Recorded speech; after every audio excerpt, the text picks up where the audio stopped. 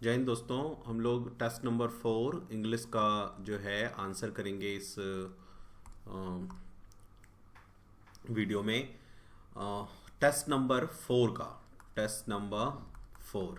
ठीक है, तो आप ध्यान से सुनते जाना और जहाँ जहाँ मैं आपको बताता जाऊँ कि यहाँ यहाँ डिफ़िकल्टीज आती है, यहाँ यहाँ प्रॉब्लम आता है, तो उसको नोट करते जाना। ठीक है ना।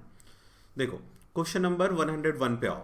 We had a lot of difficulty.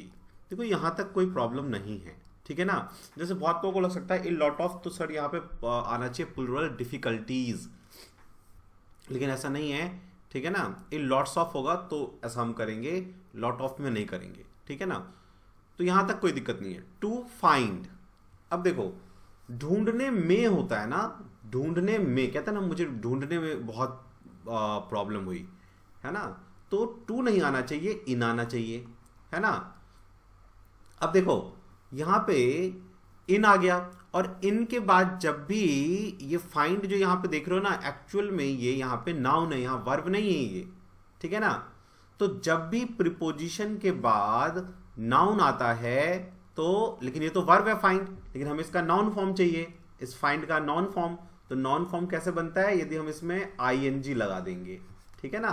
तो इन फाइंडिंग द हाउस हो जाएगा। फिर से समझो, जब कभी भी अपन प्रीपोजिशन यूज करते हैं तो उसके बाद जेरेंड फॉर्म यूज करते हैं। ठीक है ना, जेरेंड फॉर्म यूज करते हैं। यहां पे जो फाइंड है ये नाउन है, लेकिन ये वर्ब है। एक्चुअल में फाइंड वर्ब है, लेकिन हमें तो इसका नाउन फॉर्म चाहिए। तो नाउन फॉर्म कैसे बनाएंगे, आईएनजी ऐड करके। ठीक है ना। तो आएगा इन फाइंडिंग द हाउस। ठीक है, चलो 102 पे आओ। Patience as well as perseverance, perseverance, इसका मतलब होता है, प्रिजर्वेरेंस का मतलब धैर्य। ठीक है ना। तो एक बात देखो, पेशेंस का मतलब भी धैर्य है, तो ये एक्चुअल में पेशेंस को ही प्रिजर्वेरेंस जो है एक्सप्लेन कर रहा है। तो एक्चुअल में सेंटेंस में क्या होता है, जब हम लिखते हैं तो यहां पे ऐसे कॉमा लगाते हैं। ठीक है ना। लेकिन एग्जाम में आपको वो कॉमा लगा के नहीं देगा, आप समझ जाओगे। और कॉमा के अंदर जो भी होता है वो सेंटेंस का मेन फॉर्म नहीं होता, तो इसको हटा दो। अब पढ़ो, पेशेंस आर नेसेसरी, तो पेशेंस तो सिंगुलर है, तो क्या होगा, इज नेसेसरी। ठीक है। तो जब भी आपको कभी as well as, with, along with, ये सब मिल जाए ना, with, along with, until, being, ठीक है, तो आप समझ जाना कि हमारा जो सब्जेक्ट है वो ये है। ठीक है ना। तो ये यदि सिंगुलर है तो आप सिंगुलर लगाना, प्लुरल है तो प्लुरल लगाना। जनरली ये सिंगुलर होता है। जब भी आपको as well as, along with, together with, being, ऐसा कुछ भी मिल जाए तो आप सिंगुलर लगाना। 99% टाइम ये सिंगुलर होता है, लेकिन एक बार देख लेना कि भाई पीछे क्या है, सिंगुलर है या प्लुरल है। ठीक है, चलिए नेक्स्ट आ जाओ, 103 पे आओ। द पैसर बाई, यहां पे देखो किसी को लग सकता है कि यार पैसर्स बाई होता है।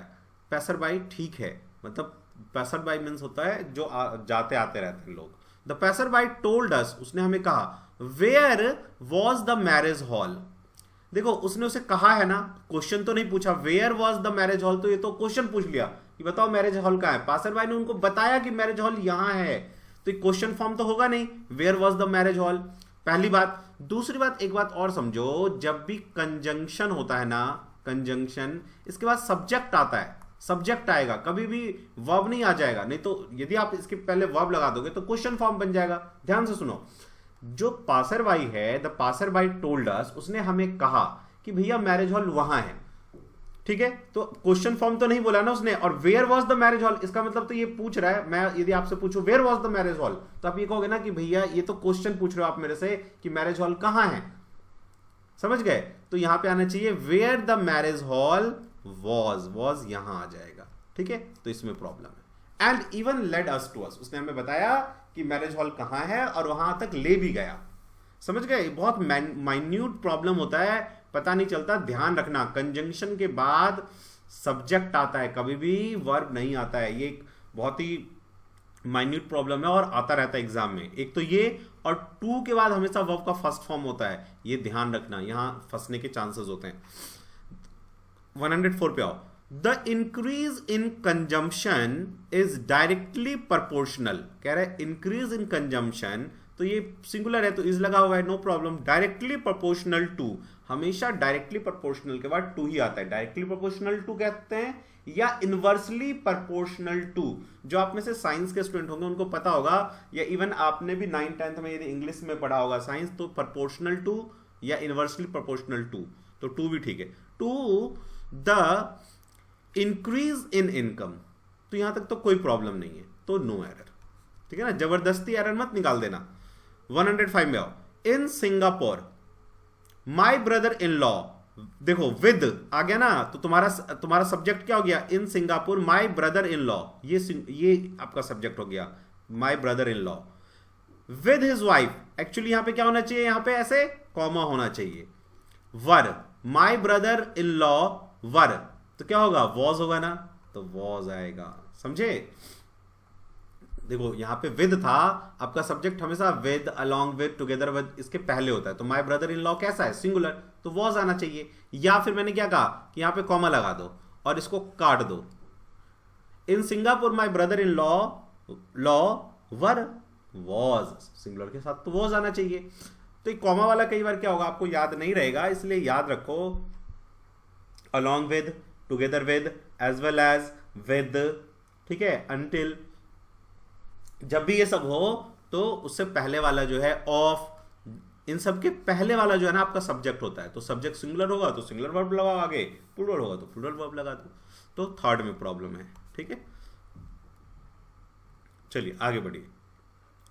नेक्स्ट क्वेश्चन है, इन द फॉलोइंग क्वेश्चन विच में इंप्रूव द, अच्छा सेंटेंस इंप्रूवमेंट है, आ जाओ।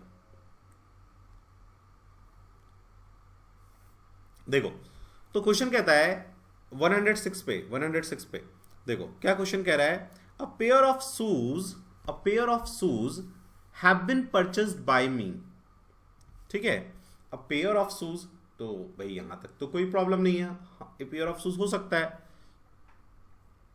ठीक है ना। अब है कि भाई हैव आएगा या नहीं, तो देखो मैंने क्या बताया अभी, ऑफ के पहले आपका सब्जेक्ट होता है ए पेयर, तो ये सिंगुलर है ना, तो क्या होना चाहिए, हैज बिन, तो हैव बिन की जगह यहां पे लगा दो आप हैज बिन, ठीक है। चलिए आगे। अब यहां पे देखो ये कंडीशनल सेंटेंस का क्वेश्चन है, पेन ड्राइव में आपने कंडीशनल सेंटेंस पढ़ा होगा तो आराम से कर लोगे। देखो व्हेन कंडीशनल वो आ गया वर्ड, तो जब भी कंडीशनल वर्ड होता है यहां से लेके यहां तक कंडीशनल सेंटेंस है। कंडीशनल सेंटेंस में कभी भी शैल, विल, इन सब का यूज नहीं होता, मैंने आपको बताया हुआ है ये, ठीक है ना, तो ये गलत है यहां पे।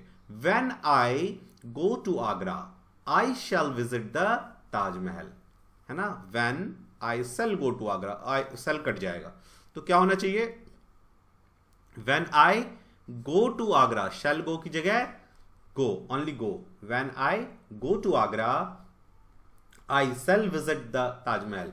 देखो मैंने आपको लिखवाया था पेन ड्राइव में कंडीशनल सेंटेंस वाले चैप्टर में कि if plus subject plus present tense होता है, ठीक है ना, तो कॉमा के बाद जो मेन हमारा प्रिंसिपल सेंटेंस क्लॉज होता है वो होता है सिंपल फ्यूचर में, ठीक है ना। तो देखो सिंपल फ्यूचर है, subject shell visit the Taj Mahal, right.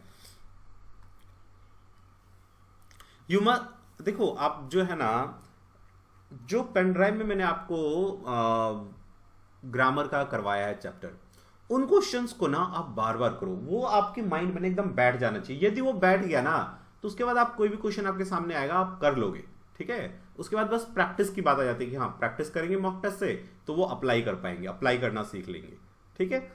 और कोई डायरेक्टली मॉक टेस्ट लगाने लग जाए, उसको पहले कुछ आता जाता नहीं है, तो बेनिफिशियल नहीं है फिर उसके लिए। देखो हमेशा पहले आता है सीखना और फिर आता है प्रैक्टिस। आप इसको अलग नहीं कर सकते कि पहले प्रैक्टिस कर रहे हो और फिर सीखोगे, ये कैसे हो सकता है। पहले आपको कॉन्सेप्ट सीखना पड़ेगा, फिर उसको अप्लाई करने के लिए प्रैक्टिस करना होगा, ये प्रॉपर वे होता है सीखने का। You must apologise with him for this. देखो एपोलोजाइज जो है ना, इसके बाद टू लगता है, फ्रेजल वर्ब है ना, एपोलोजाइज टू, एपोलोजाइज विद नहीं होता कभी भी, तो टू लगा दो, ठीक है। नेक्स्ट आ जाओ। नेक्स्ट जो है ये आपका नरेशन है। ही सेड ब्रावो, तो हमें पता चल गया कि यार यहाँ पे लगा हुआ है, ये देखो साइन ऑफ एक्सक्लेमेशन, तो एक्सक्लेमेटरी सेंटेंस है ये। यू हैव डन वेल, ठीक है। तो जब ब्रावो होता है तो हम किसी को अपलॉड कर रहे होते हैं, तो ही अपलॉड, ठीक है, ही अपलॉड किसको करेगा, वो उस लड़के को कर रहा है तो हिम आएगा, ही अपलॉड हिम, ही अपलॉड हिम, ही अपलॉड हिम। तो ये तो सब में सही है, यदि इसमें कोई गलती होता तो यही पता चल जाता। तो ये सब में applaud him, applaud him, applaud him है, applauded him, he applauded him, ठीक है। अब बात आता है कि भाई जब ये इस सेंटेंस में कनेक्टर क्या यूज करते हैं हम, जब हम हटाते हैं इन्वर्टेड कॉमा को तो क्या लगाते हैं, तो टू तो बिल्कुल नहीं लगता यहाँ पे, ठीक है ना। सेइंग लगता, आईएनजी फॉर्म लगता है वर्ब का, सेइंग बोल रहा है, तो ये एंड भी नहीं लगेगा, ये भी गलत है। सेइंग सेइंग ये दोनों ठीक है। अब देखते हैं इन दोनों में से कौन सा ठीक होगा। सेइंग दैट, दैट लग गया, सेइंग दैट, ठीक है यहां तक। अच्छा, यू हैव डन वेल, तो यू जो चेंज होगा, सेकंड पर्सन हमेशा चेंज होता है ऑब्जेक्ट के अकॉर्डिंग, वो हिम है, ठीक है। तो यू का हिम के अकॉर्डिंग चेंज करोगे, तो यू यहां पे क्या है, सब्जेक्ट, तो हिम का सब्जेक्ट क्या होता है, ही, तो ही आएगा, दोनों में ही है। Have done, have done present perfect tense है, प्रेजेंट परफेक्ट टेंस चेंज होता है पास्ट परफेक्ट में, तो हैड डन वेल आएगा, तो फोर्थ आएगा आंसर आपका। 10th में आओ, ही सेड टू मी, ठीक है, और you are getting lazy day by day, तो ये तो बस हमारा डिक्लेरेटिव सेंटेंस है या असर्टिव सेंटेंस है, तो दैट लगाएंगे इन्वर्टेड कॉमा को हटा के, और सेड टू की जगह हम लोग टोल यूज करेंगे, ठीक है ना। तो क्या हो जाएगा, इन्फॉर्म तो होगा नहीं, टोल्ड, टोल्ड, टोल्ड, इन तीनों में से कोई होगा। He told me that, he told me that, यहां भी दैट है, यहां भी दैट है, यहां भी दैट है, ठीक है। यू आर, तो यू किसके अकॉर्डिंग चेंज होगा, आई, मी के अकॉर्डिंग, हमेशा सेकंड पर्सन ऑब्जेक्ट के अकॉर्डिंग चेंज होता है। तो मी का सब्जेक्ट क्या होगा, आई, तो इसमें भी आई है, इसमें भी आई है, इसमें नहीं है, हटाओ इसको। आर, यानी ये are getting, present continuous past continuous में वॉज गेटिंग हो जाएगा, है ना, आई वॉज गेटिंग, यानी थर्ड करेक्ट आंसर है, ठीक है। रूल्स आपको इसके पता होने चाहिए, याद होने चाहिए, तभी आप देखो कर पाओगे ढंग से।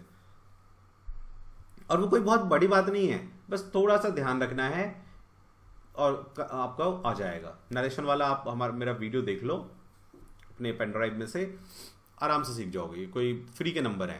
देखो एक्टिव, पैसिव और नरेशन, ये यदि आ गया ना तो ये फ्री के नंबर है, समझो एकदम मुफ्त के नंबर।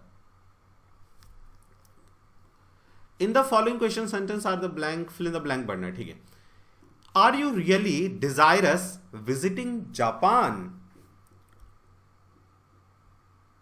ठीक है।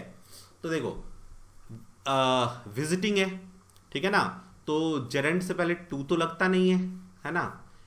अब यहां देखो अबाउट लगेगा नहीं। Are you really, really desirous in visiting या of visiting, of visiting, Japan जाने का, है ना, आप में डिजायर है, जापान जाने में नहीं, जापान जाने का, है ना।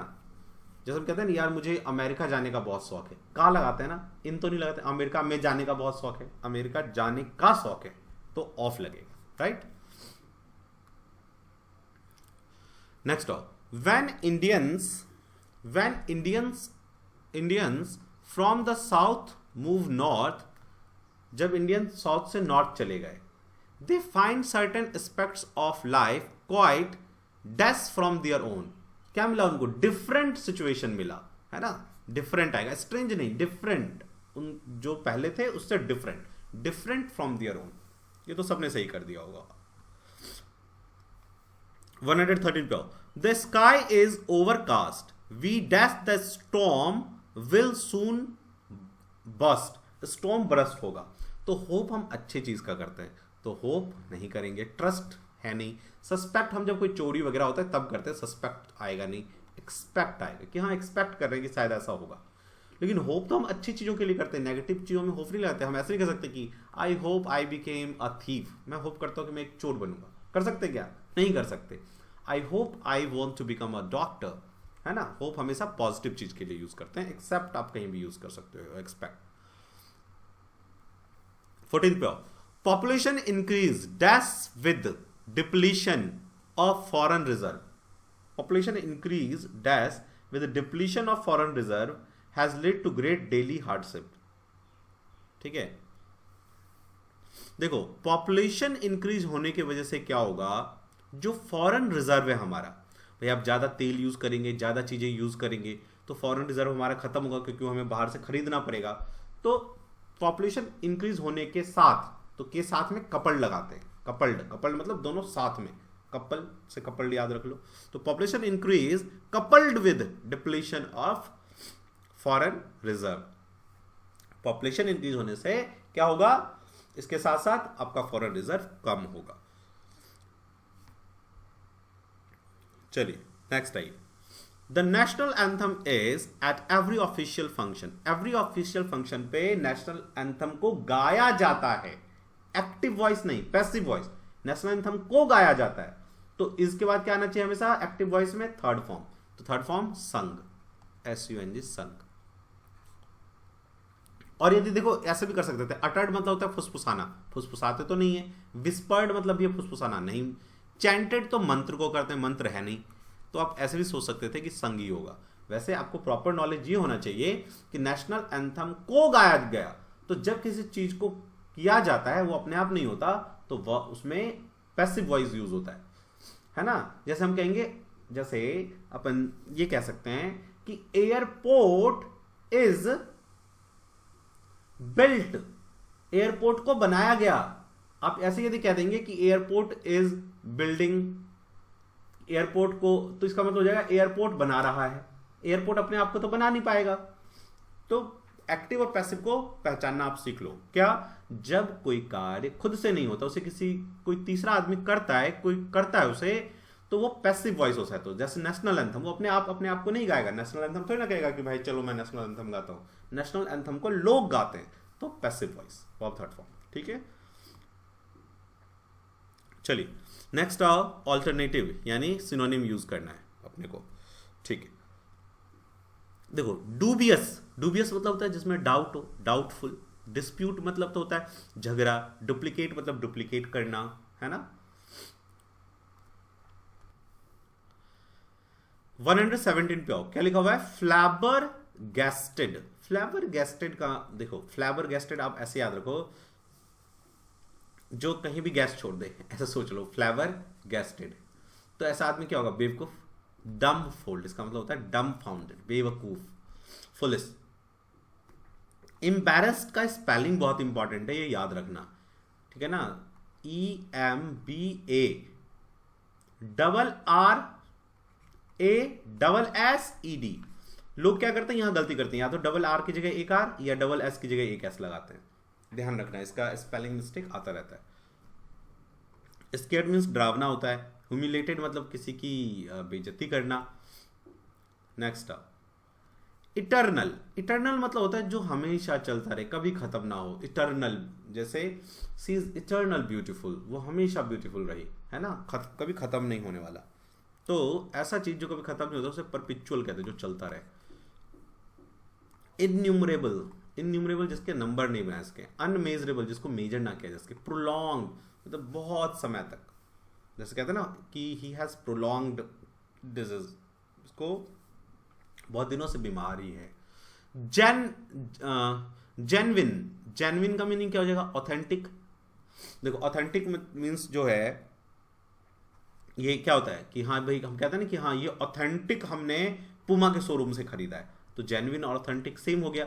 लेजिटिमेट का मतलब होता है कानूनी, जैसे हम कहते हैं ना कि यार इनकी शादी लेजिटिमेट है, ठीक है ना, मतलब कानूनन है।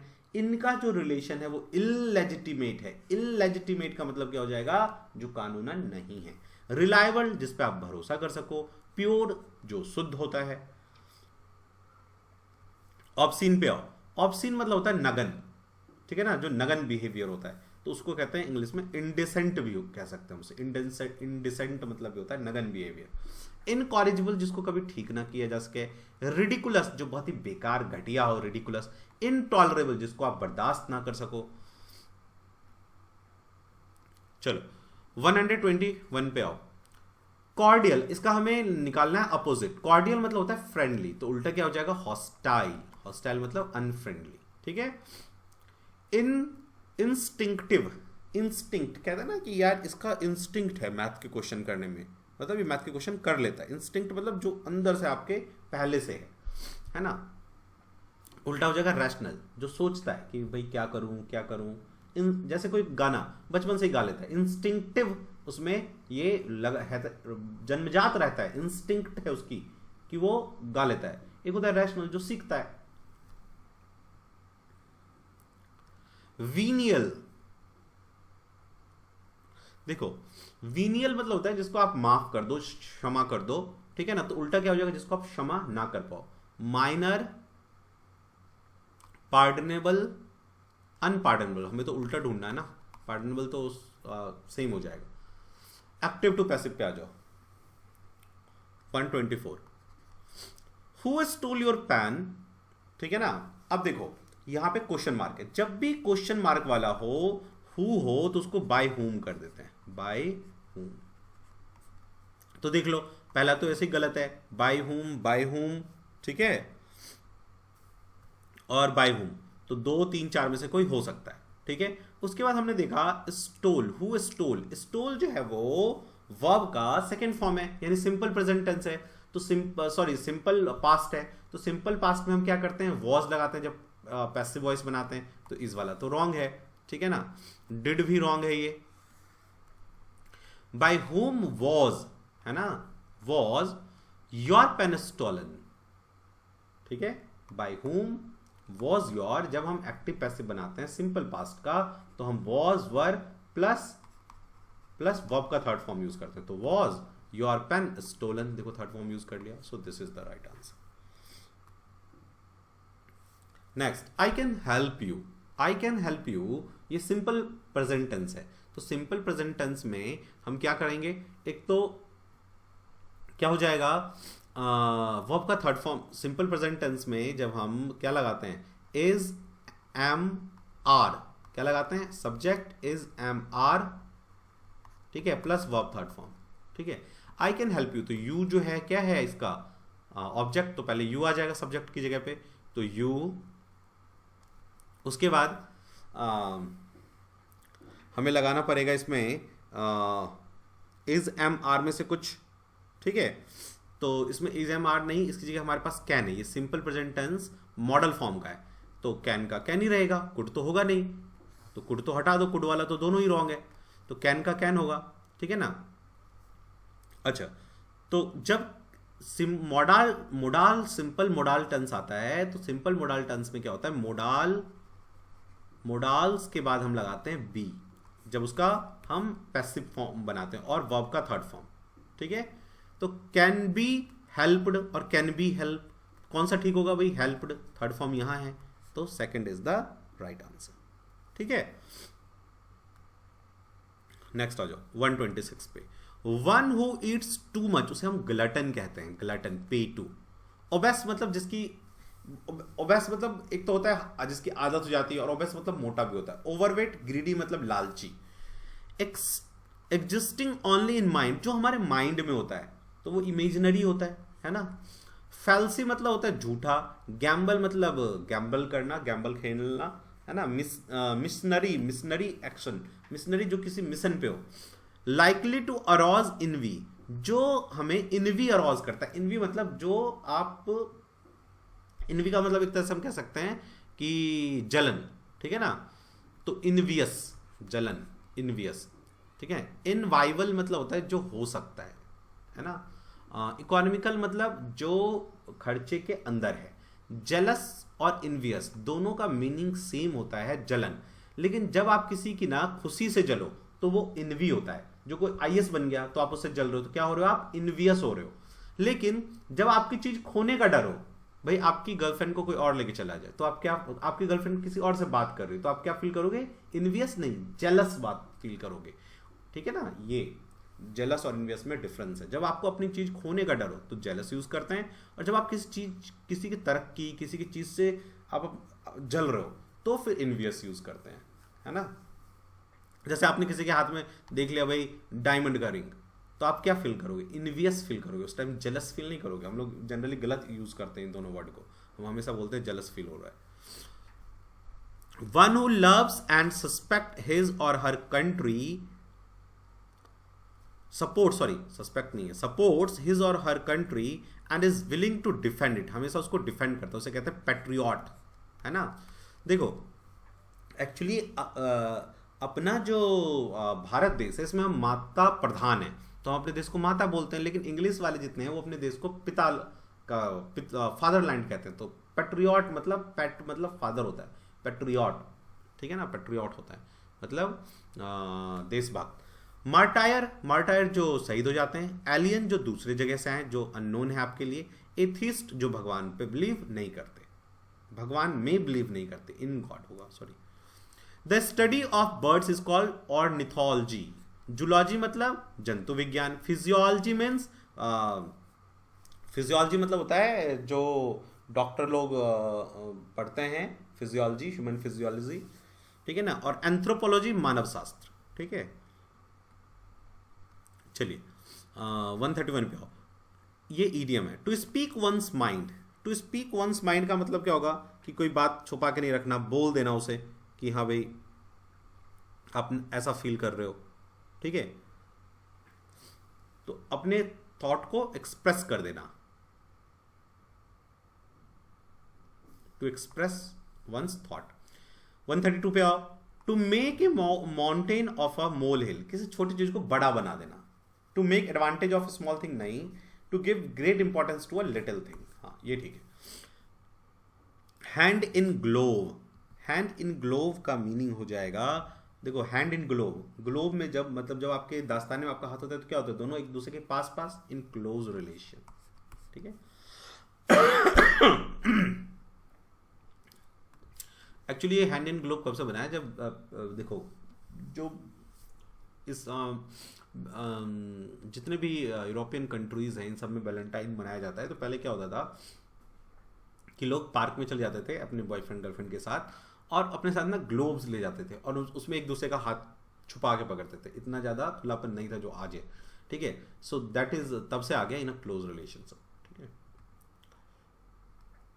To add fuel to the fire, fire के अंदर हम और फ्यूल डाल रहे हैं, पेट्रोल डाल रहे हैं, तो क्या होगा, और भड़क जाएगा, मतलब किसी चीज को भड़काना और गंदा बनाना। टू मेक मैटर ब्राइट नहीं, to cause additional anger, yes ये हो सकता है। To bring matter to a conclusion नहीं, टू स्टार्ट अ रिवोल्ट नहीं, ये होगा। टू कॉज एडिशनल एंगर या टू मेक, जनरली इसका आता है टू मेक समथिंग वर्स्ट, और गंदा बना देना। Wear and tear, wear and tear कहते हैं ना कि यार कार हम चलाते हैं फिर धीरे धीरे मशीनरीज में वियर एंड टियर आ जाता है ना, किसी भी चीज में धीरे धीरे वियर एंड टियर आ जाता है, डैमेज आ जाता है, ठीक है ना। चलिए नेक्स्ट स्पेलिंग मिस्टेक है, तो स्पेलिंग मिस्टेक में मैंडेटरी और टेम्पररी ये दोनों सही है, लेकिन जब दो सही हो, देखो दो सही है ये दोनों, तो जब दो सही हो तो पहले वाले को हम आंसर देते हैं हमेशा। एग्जैजरेट बहुत बार आया, इसका याद रखो, एग्जैजरेट, एग्जैजरेट यहां पे लोग गलती करते हैं जे लगा के या सिंगल जी लगा के, ठीक है। सीजर्स, देखो कभी भी ना सीजर का ऐसे भी तुम्हें लिख के दिया जा सकता था, SCISSOR, तो सीजर नहीं होता कभी भी, सीजर्स होता है, ठीक है। अभी एक स्कूल का एक कुछ स्टूडेंट बच्चे हैं तो वो पढ़ रहे थे और मैंने उनकी बुक देख ली, सिंगुलर प्लूरल उसमें दिया हुआ था, तो उसमें उनकी मैडम ने लिखवाया हुआ था, देखो इंग्लिश एक प्राइवेट स्कूल की बात कर रहा हूँ मैं, ये सीजर का प्लूरल सीजर्स, जबकि सीजर्स हमेशा प्लूरल ही होता है, इसका सिंगुलर फॉर्म होता ही नहीं है, समझ रहे हो। तो वो जो बुक था अंग्रेजी मीडियम वालों का, वो इस स्कूल का नाम नहीं लूंगा, तो वो एक तो बुक भी वो लोग पैसे की वजह से जो ज़्यादा देता है उनको उनकी बुक लगवा देते हैं, पहली गलती उनकी। सेकंड, टीचर भी कोई खास सिंपल जनरली स्कूल में होता नहीं कोई ठीक ठाक, ठीक है। बहुत अच्छे प्राइवेट स्कूल होंगे जिनका बहुत नाम है तो वहाँ ठीक ठाक होगा मामला, ठीक है। गवर्नमेंट स्कूल में अच्छे टीचर्स होते हैं, ठीक है, लेकिन वहाँ वो पढ़ाते नहीं हैं, ये प्रॉब्लम है, ठीक है। चलिए तो सीजर्स, ठीक है ना, ह्यूमरस सीजर्स, ठीक है आपका। पहले गवर्नमेंट स्कूल में अच्छा पढ़ाते थे, ठीक है, हम लोग के टाइम में गवर्नमेंट स्कूल में काफ़ी अच्छा था सब कुछ, टीचर्स अच्छा पढ़ाते थे। मैं खुद 8th क्लास तक गवर्नमेंट स्कूल में पढ़ा, फिर डीएवी में एडमिशन करवा दिया मेरे फादर ने। लेकिन मुझे डीएवी से ज़्यादा मुझे प्रीवियस स्कूल जो मेरा गवर्नमेंट स्कूल था वहाँ लगता था। टीचर्स बहुत अच्छे थे उस टाइम। इनफैक्ट मैंने बहुत सारी इंग्लिश वहीं से सीखी, मैथ्स वहीं से सीखा, ठीक है। डीएवी में ही मैंने ज़्यादा नहीं सीखा, यहाँ ही मुझे प्रॉब्लम ज़्यादा हुआ, ठीक है। और जब तक मैं प्राइवेट स्कूल गवर्नमेंट स्कूल में था वहाँ टीचर्स बड़े कॉर्डियल थे, ठीक है। लेकिन अब ऐसा नहीं रहा, वो टाइम चला गया। टीचर्स पहले गवर्नमेंट स्कूल के ऐसा होता था कि उनको ये लगता था कि मेरा स्टूडेंट किसी से पीछे कैसे हो गया, ठीक है, ये मान सम्मान होता था गवर्नमेंट स्कूल का, ठीक है। लेकिन अब धीरे धीरे सब आ गए कि अपना मज़े करो वाली बात हो गई। मुझे स्टूडेंट्स कुछ बताते भी हैं, कुछ जो हमारा एकेडमिक चलता है स्कूल्स का, तो वहाँ पे कुछ गवर्नमेंट स्कूल्स के स्टूडेंट आते हैं तो बताते हैं कि सर पढ़ाई नहीं होता, टीचर फ़ोन पे लगे रहते हैं, कुछ पूछो तो गुस्से में आ जाते हैं। इनफैक्ट उन्होंने क्या किया मैं बताता हूँ आपको, एक सुनो, ये कितनी, देखो टीचर कभी ये नहीं चाहता कि उसका बच्चा जो है ना किसी इजी चीज़ को चुन ले, वो ये सोचता है कि यार मेरा बच्चा टफ चीज़ चुने और उसको क्वालिफाई करे। एक होता है 10th में बेसिक मैथ, एक होता है स्टैंडर्ड मैथ। तो गवर्नमेंट स्कूल वालों ने क्या किया, बच्चों को ज़बरदस्ती, देखो 9, 10th, 8th तक तो कोरोना लगा था और ज़बरदस्ती सबको बेसिक मैथ दिलवा दिया। कुछ स्टूडेंट थे हमारे, हमने उनको बोला कि आप स्टैंडर्ड मैथ बोल कि सर मुझे स्टैंडर्ड मैथ चाहिए, ज़बरदस्ती उनको डरा धमका के उनके घर फ़ोन करके बेसिक मैथ डलवा दिया। मतलब अपनी उससे ड्यूटी से वो भाग रहे हैं। और यही लोग आगे कहेंगे क्या कि उनको अच्छी फैसिलिटी चाहिए, यही टीचर आगे कहेंगे, यही लोग हमारे समाज में, जब देखो हम अपनी चीज़ें ढंग से करते नहीं है और फिर हम कहते हैं दूसरों से हम एक्सपेक्ट करते हैं कि वो हमारे लिए अच्छा करे, ठीक है। तो ये प्रॉब्लम जो है ना रूट लेवल हमारा स्कूल है, वहाँ से प्रॉब्लम शुरू होता है। खैर, तो स्कूल्स का ही जो है ना बहुत वो है, अपने बच्चों पे आप जरूर ध्यान रखना कि स्कूल में आपका बच्चा क्या कर रहा है, टीचर्स क्या सिखा रहे हैं। 10th तक की ही चीज़ें बहुत ही इंपॉर्टेंट है, ठीक है। हम लोगों ने यहाँ पे जो हम लोग एक स्कूल भी चलाते हैं, तो वहाँ पे हम लोग क्या करते हैं, बच्चों को 5th तक उनको बेसिक्स, पूरा बेसिक पढ़ाते हैं, किताब विताब नहीं करवाते कुछ भी, पूरा पहले बेसिक। देखो आजकल क्या है बच्चों को, या आप अपने बच्चों के लिए भी ध्यान रखो, बच्चों का ना मैथ्स और इंग्लिश वो ठीक करवा दो तो वो आगे ना हर कुछ ठीक करता चला जाएगा। और यदि उसका इंग्लिश गायब है ना तो वो मैथ्स भी उसकी वजह से नहीं कर पाता। इंग्लिश लैंग्वेज बैरियर जो है ना एक बहुत बड़ी बैरियर है, ठीक है। चलिए आ जाइए अब, निफेरियस ये स्पेलिंग ठीक है, कॉर्टीज यहाँ स्पेलिंग ठीक है। स्पेलिंग मिस्टेक का ना जो मैंने आपको वीडियो में डाल रखा है, आपके पेनड्राइव में डाल रखा है, और कुछ वीडियो आपको यूट्यूब पे भी मिल जाएंगे फ्री वाला यदि आप चाहोगे तो। और उन्हीं स्पेलिंग मिस्टेक्स को ना बार बार अपनी कॉपी में लिखो और प्रैक्टिस करो, उनमें से ही आता है। एक आध इधर उधर कभी आ गया तो कोई नहीं, अपने को तो 50 में से बस 45 मार्क्स चाहिए, ज़्यादा नहीं चाहिए। 141 पे आओ, PQR ऐसे देखो, इट इज़ ट्रू, तो ये तो फिक्स है, ये फर्स्ट सेंटेंस ये वाला और लास्ट का ये फिक्स रहता है कि फर्स्ट में ये आएगा लास्ट में ये आएगा, ठीक है।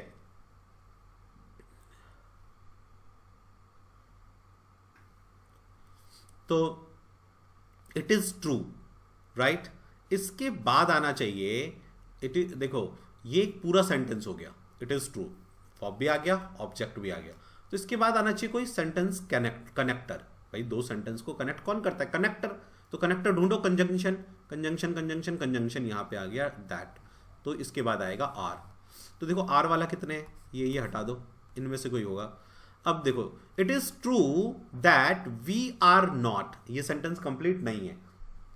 अब पी आ सकता है ऐसे, we are not, we are not, उसके बाद फिर से वी तो नहीं आएगा, तो इसका मतलब पी ही आएगा, इसका मतलब 1 जो है आपका करेक्ट है। It is true that we are not born to be happy, but उसके बाद क्यों, but we are born to seek happiness.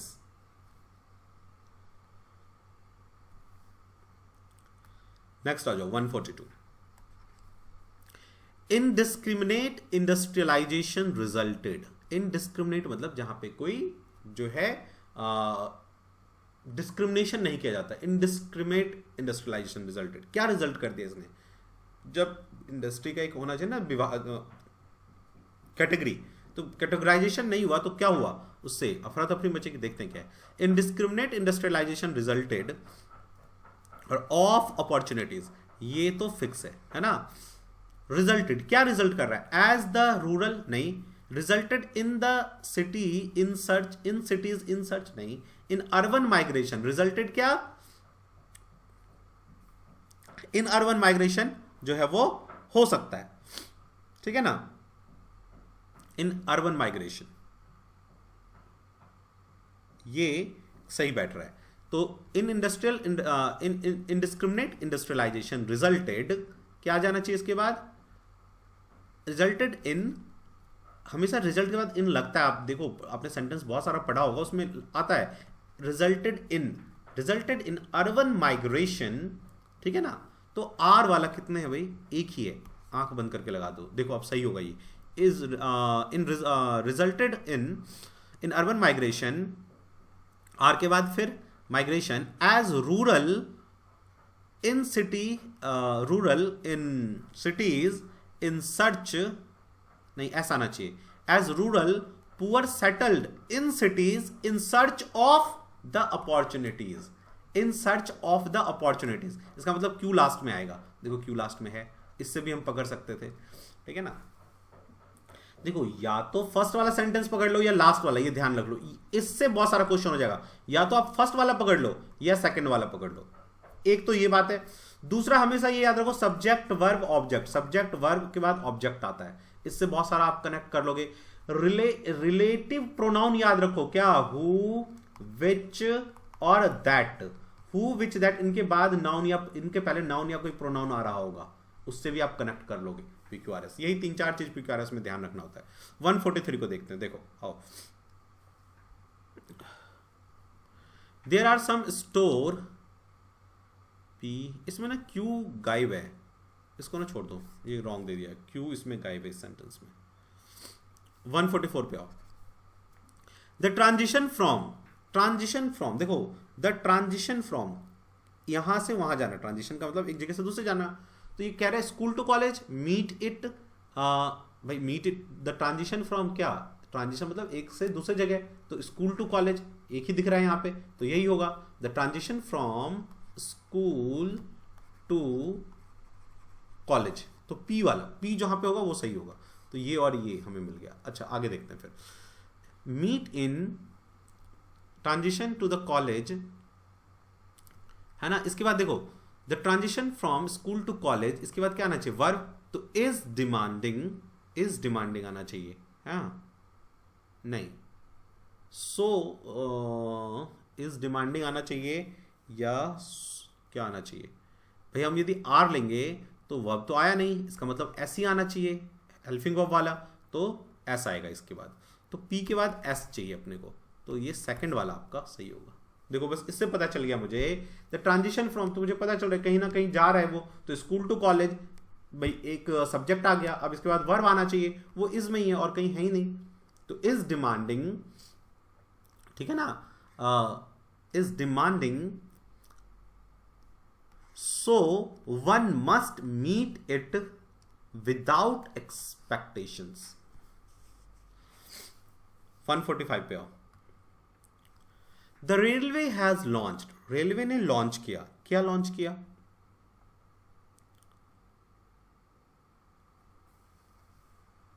भाई जैसे ही आया कि द रेलवे हैव लॉन्च, तो क्या लॉन्च किया? वेयर वन कैन फाइंड, नहीं, ऑन ए गूगल मैप, नहीं, द रेलवे लॉन्च समथिंग, कुछ उसने लॉन्च किया, क्या किया? आगे देखते हैं क्या है। एन ऑनलाइन एप्लीकेशन, तो आर वाला हो जाएगा, आर वाला एक ही है, एन ऑनलाइन एप्लीकेशन, ठीक है, और एन ऑनलाइन एप्लीकेशन, तो एक आर वाला ही है, फिर एक ही आर है और कहीं तो है नहीं, तो यही होगा एन ऑनलाइन एप्लीकेशन। और फिर देखो P पढ़ो, यहाँ पे P क्या है? An online application where one can find,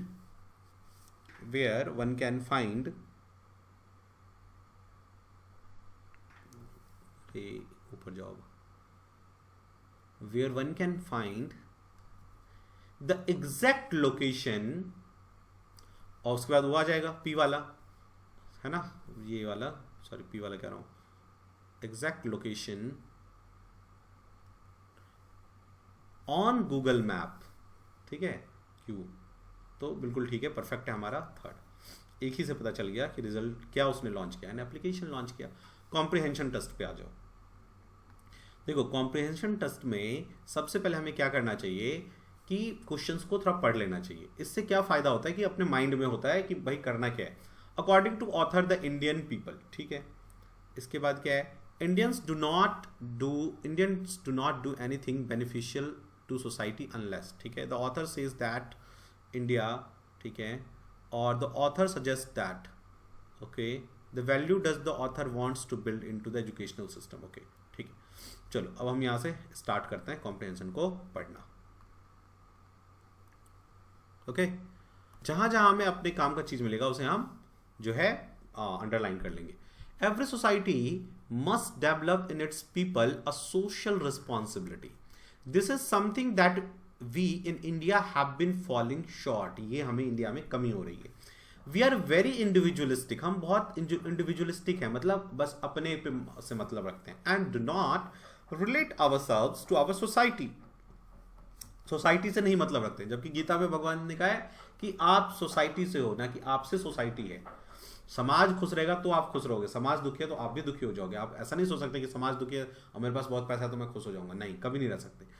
our society as such very seldom do we actually go out and do something. क्या हम कभी बाहर जाते हैं, कुछ करते हैं समाज के लिए, which is beneficial to the society and which does not have side benefit to for ourselves. जो हम सोसाइटी के लिए करते हैं और फिर उसमें ये नहीं देखते कि मेरा क्या बेनिफिट हो रहा है, मेरा क्या बेनिफिट हो रहा है, इगोइस्ट नहीं बनते। And individual, and this is another thing that must be built into the educational system. कहता है ये एजुकेशनल सिस्टम में बिल्ड करना चाहिए। ये हमसे क्वेश्चन पूछा था, क्या देखो एक बार फिर से देखो। Society which does not have a side benefit for ourself as individual, and this another thing that must we have to build in educational system. ये क्वेश्चन था। Our young boy and girl coming out must have a feeling for our society. उनको अपने society के लिए feeling होनी चाहिए। ये नहीं कि अरे चलो ना उनके गली के बाहर कूड़ा पड़ा है ना, हमारे में क्या है, हमें क्या है ना, उनके ऊपर प्रॉब्लम आया ना, हमारे पे क्या है, ठीक है ना। तो ऐसा नहीं करना चाहिए। There is a special responsibility that you have. लेकिन यहाँ पे देखो एक ये भी है कि आप कभी इस पैसेज को पढ़ के और जोश में आ गए और हेल्प करने के लिए सबकी पहुंच गए। हेल्प भी पर्टिकुलर इंसान एक बहुत सोच समझ के करना चाहिए। नहीं तो आजकल क्या है कि आप पता चला हेल्प करने गए, आप ही फंस गए, ठीक है। कई बार ऐसा हुआ है, मेरे साथ भी हुआ है ऐसा कि हेल्प करने गए और हम ही तो इवन एक बार क्या हुआ आपको मैं बताता हूँ। एक पर्टिकुलर सोसाइटी था, वहाँ पे लाइट की प्रॉब्लम थी, तो हम लोग एक NGO है उसके साथ वर्क करते थे। तो उसके थ्रू उन लोगों को हम लोगों ने कोशिश किया कि उनको प्रॉपर चीज़ें मिल जाएं, लाइट मिले प्रॉपर। उल्टा क्या हुआ, उन्हीं लोगों ने हम लोगों को कह दिया कि आप लोग ना राजनीति कर रहे हो। तो ऐसा भी होता है। तो आप जिसको बेनिफिट दे रहे हो देख लेना चाहिए, पात्रता है कि नहीं उसमें, पता चला आप ही को फंसा दे। खैर, there is a special responsibility that you have, that we all have in building up the spirit. We have to see that what we learn is not used only for our personal benefit. बस personal benefit के लिए use नहीं करना चाहिए। That every task we do in such that it benefit the weak and the poor. दोनों को help होना चाहिए। As Gandhi ji said, जैसे गांधी जी ने कहा है, India today is striving out into the modern world. Modern world की तरफ हम लोग मुड़ रहे हैं, स्ट्राइव कर रहे हैं कि हाँ मॉडर्न हो जाए हम लोग। स्ट्राइव मतलब कोशिश करना। We are looking ahead to new technology, हम न्यू टेक्नोलॉजी की तलाश कर रहे हैं। To high technology, new method, new types of employment and a new dynamism in our economic growth. But while we look ahead we must not forget the million who are still below the poverty line. When we look at technology, when we look at science, when we look at development, our attention must not be diverted from what is still a major block in India. मतलब जब आप बड़े बड़ी technology, बड़ी बड़ी science की तरफ जा रहे हो तो आपको ये नहीं भूलना चाहिए कि छोटे वर्ग के भी हैं, उनके लिए क्या किया। The poor and deprived groups and everything we do must be targeted in a manner that the benefit will flow to the weak and deprive and depressed, उनको बेनिफिट होना चाहिए। चलो अब क्वेश्चन पे आ जाओ। According to author the Indian people are social very responsible, lack social responsibility. बिल्कुल यही था ना कि हम सोशल रिस्पॉन्सिबिलिटी को लैक कर रहे हैं, कमी आ रही है हमें, लैक मतलब कमी आना, ठीक है। Next of, India do not do anything beneficial to society unless there is a benefit to for themself, जब तक कि उनको खुद का बेनिफिट नहीं दिखता, तो यही ठीक था। The author says that India wants to acquire new technology, does not wants to new technology, already has sufficient. नहीं, इंडिया अभी हमने पढ़ा था ना वो नई टेक्नोलॉजी, नई साइंस, नए मेथड्स की खोज में है, तो फर्स्ट ठीक है। Next, the author suggested that the poor and the weak must benefit from new technology. The poor and weak produce new technology, नहीं, द न्यू नहीं, the new technology is unless, नहीं, फर्स्ट ही ठीक है। Next, What value does the author wants to build into the educational system? Educational system में क्या आना चाहिए? Individual must work for themself, नहीं ये तो गलत है भाई, अपने आप के लिए। Individual must work for benefit of the society without expecting कि रिटर्न में हमें क्या मिलेगा, किया था ना हम लोगों ने अभी। चलो, तो ये पूरा हम लोगों ने इंग्लिश का सेशन किया, ठीक है। अब आप देख लो आपको इंग्लिश में कितने मार्क्स बन रहे हैं, और जहां आपको प्रॉब्लम हुआ है, जहां आपने गलती की, उस गलती को आज ही ठीक कर लो, ठीक है। जो स्टूडेंट हमारा जिन्होंने मॉक टेस्ट ज्वाइन नहीं किया CISF LDCE 2020 के लिए का, और वो करना चाहते हैं, इंटरेस्टेड हैं, तो वो 9205330671 ये हमारा नंबर है। इस पे 1600 आप पे करके आप ये मॉक टेस्ट ले सकते हो, ठीक है। फोन पे, गूगल पे कर दो। यदि नेट बैंकिंग का डिटेल चाहिए होगा तो आप इसी नंबर पे फोन कर लेना, रोशन सर रिसीव करेंगे, वो आपको नेट बैंकिंग का डिटेल दे देंगे, ठीक है। फोन पे, गूगल पे करके उसका स्क्रीनशॉट, अपना नाम CISF LDC 2020 लिख के इसी नंबर पे व्हाट्सअप कर देना, ग्रुप में ऐड हो जाएगा। जितने पेपर आज तक हो चुके हैं वो आपको मिल जाएगा, ठीक है। प्लस बाकी जो आगे वाला होगा वो ग्रुप में मिलता रहेगा। CISF टेस्ट ग्रुप 15 में चल रहा है अभी एडमिशन, तो आप एडमिशन ले सकते हैं, ठीक है। बहुत ही बेनिफिशियल होगा टेस्ट, ये टाइम ही है टेस्ट करने का, मॉक टेस्ट करना ही चाहिए आपको, ठीक है। चलिए फिर मिलते हैं नेक्स्ट क्लास में, तब तक के लिए जय भारत, वंदे मातरम।